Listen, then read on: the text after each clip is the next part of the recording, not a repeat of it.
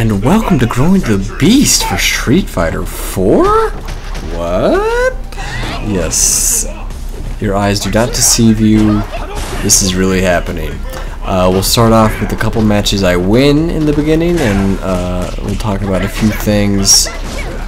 Just ideas that I have about Street Fighter 4, and in the end we'll cover some matches that I lost and some problems, or maybe just things that I don't like about Street Fighter 4 in general.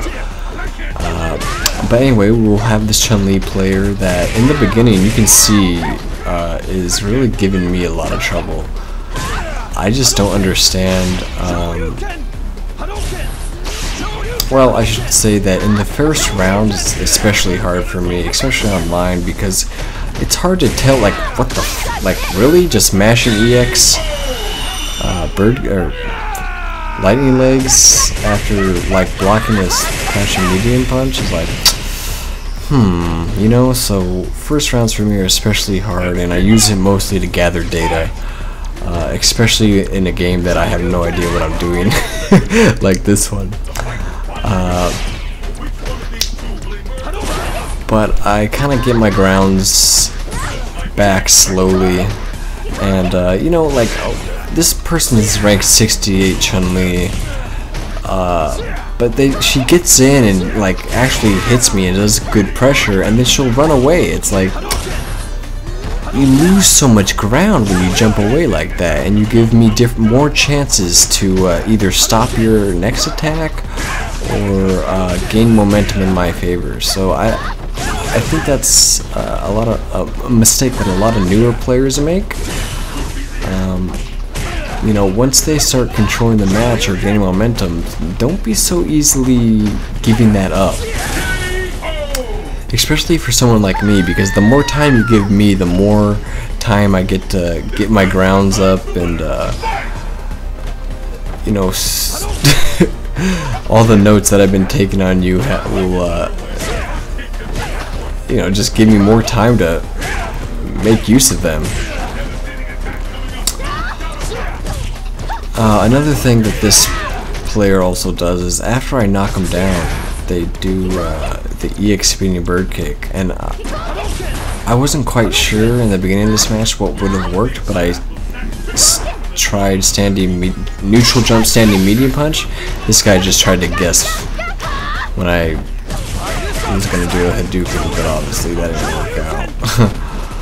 But yeah, right there.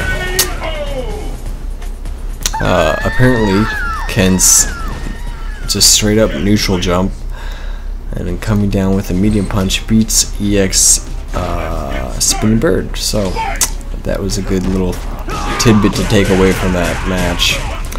And this guy, I couldn't tell if he was just like trolling me or what, but you know, some people make some questionable decisions on Xbox Live. Like right here, after I get knocked out right here, just raw upper, just whatever. Man, just random uppercuts everywhere. And obviously my BP is pretty low right now, so I don't know if I'm playing like the best players or not. But this guy obviously knew what he was doing. I think he just ran out of all his cares.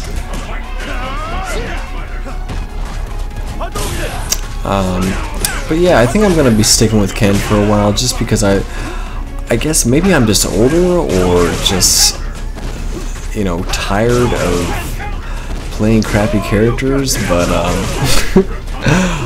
I kind of just want to fundamentally beat people now, instead of just like beating them on just like pure Yomi raw guesses. I don't know, I'll play everyone. I'll play Hakan also. Or you guys can request like me to try out a character, that'd be kind of fun. Okay, now what I hate about this damn game.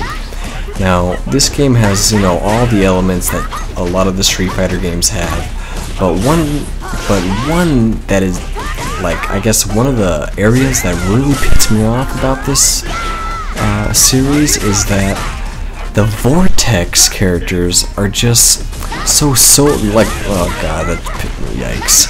Anyway, the Vortex characters piss me the I swear to God I'm punishing that with a throw when he's dashing through me. But anyway, the Vortex characters piss me the fuck off. They're like so devoid of any soul or skill that it just frustrates me. I mean, I'll make this argument where, you know, when things become, like, when visually things become, look at that, what the fuck? You do not stop a goddamn fire uppercut with a dagger. That's just not right. Good job, Capcom. No, but when visually things on the screen, when they're so ambiguous to the point where if you're like a, I don't know, a skilled player and you can't tell, like right there, you can't tell what the fuck, where to block? Get out of here. That's just like some doo-doo on doo-doo. Made me one salty panda right there, dude. God.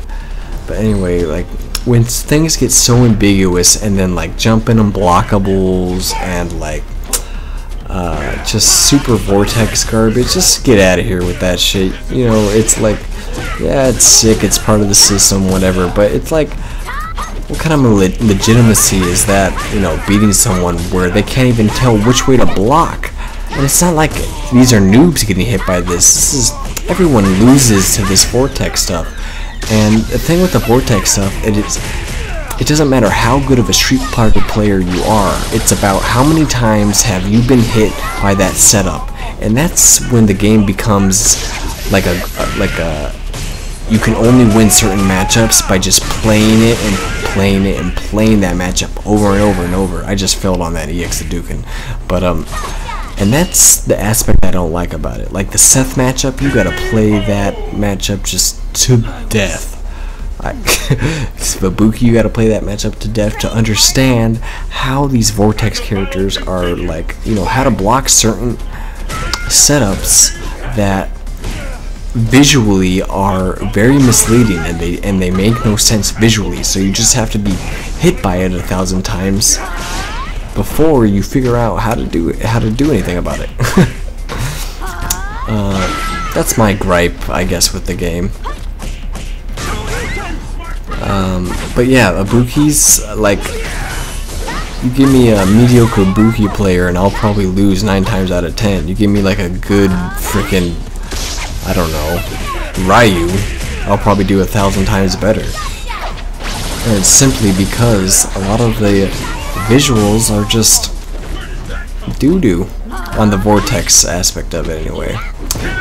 But anyway, I just got my ass tossed right there, and yeah, but I'm gonna just do Growing the Beast for every goddamn game I play, so I came up on a lot of free time recently. So I'll see you guys next time.